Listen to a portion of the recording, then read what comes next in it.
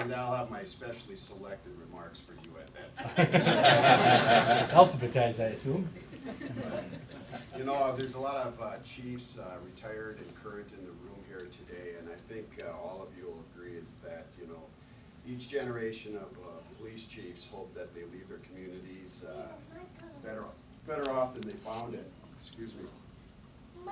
For Brooklyn Center, I had a great start when I came here. There was a good foundation that was developed, and over the past 8 years, we built on that foundation, and we developed a culture of accountability and responsiveness.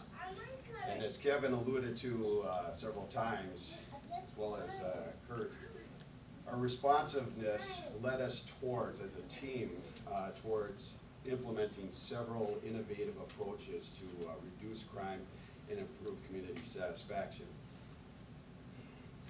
That's true in part, because I'm going to give credit to the Minneapolis delegation here, because I stole quite a bit of what you guys did, but you know, that's what's police work.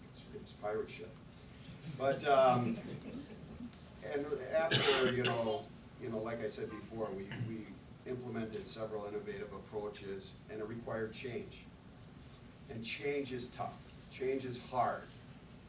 Having a vision is one thing, but to be on the receiving end of it and having to implement the change, it creates stress.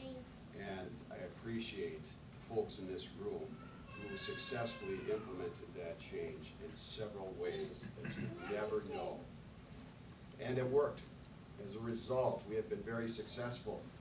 Over the past 2 years, we've brought crime down over 20%, or 22%. That's violent crime. Just last year, it was around 17.5%. Our property crime went down 19.5% last year, and that's the lowest it's been since 1984, 25 years ago. In addition, our 2009 survey revealed 80% of our citizens are satisfied, rated us excellent or good on the survey. And as Kurt alluded to before, it didn't stop there at January or December 31st of 2009. In the first 8 weeks of 2010, we dropped violent crime around 30% and property crimes around 29%. The bottom line, the planning, the hard work is starting to pay off. It has been the result of a lot of you in this room today. Even if you don't work in this department, you have contributed in some way or another. And I want to thank people. And if I'm not going to say names, because if I don't, I'll forget. So I'm going to group it. And the first group I want to thank is the entire staff of the Brooklyn Center Police Department. From the command staff, the supervisors, the sworn staff, the clerical staff, everybody who works in this building day to day. Together we got it done, and we continue to get it done.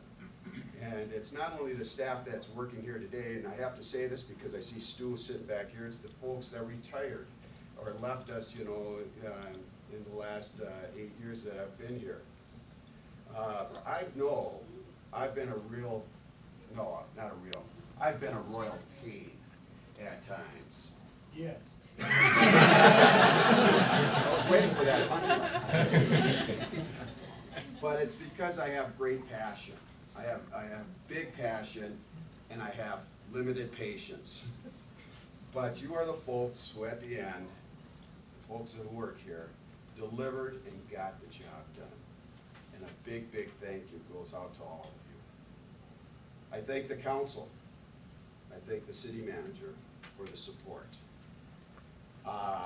Not only supporting the resources, to get the resources that we needed, especially in these tough times, but over the last 3 years, the council, headed by the city manager and all the departments, contributed to developing a very well thought out, a very comprehensive strategic plan that is working, and it's going to continue to work and improve the quality of life in our city.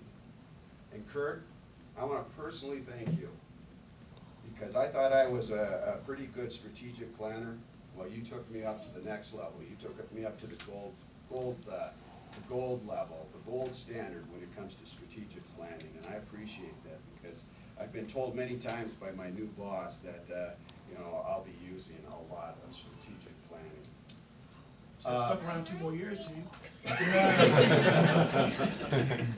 You know, talking about that, you know, sticking around, there is a person who I'd like to thank, who is no longer on our command staff anymore, but when he was a contributor, and that's Chief Nadeau from Columbia Heights Police Department, who has contributed quite a bit, and thank you, Scott.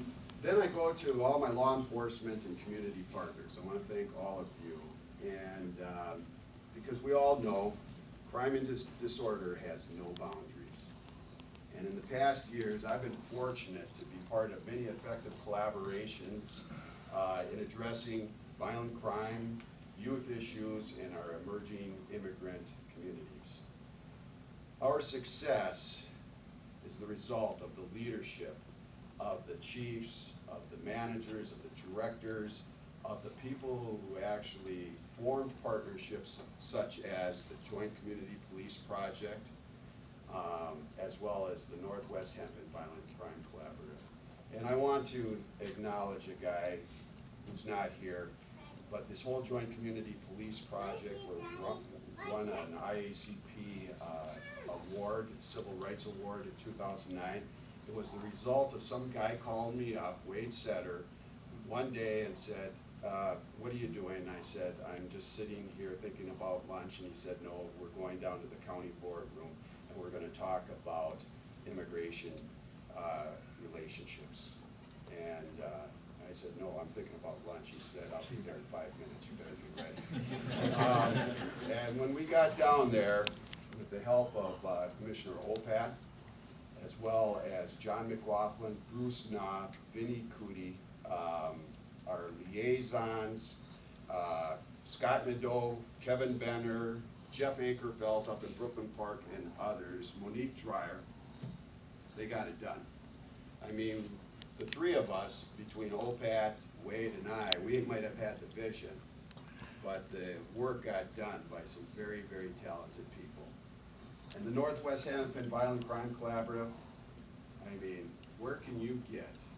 You know, I don't know. I mean, the sheriff, the chiefs in the Northwest, the 8 chiefs in the Northwest suburbs, Minneapolis Police, the county attorney's office,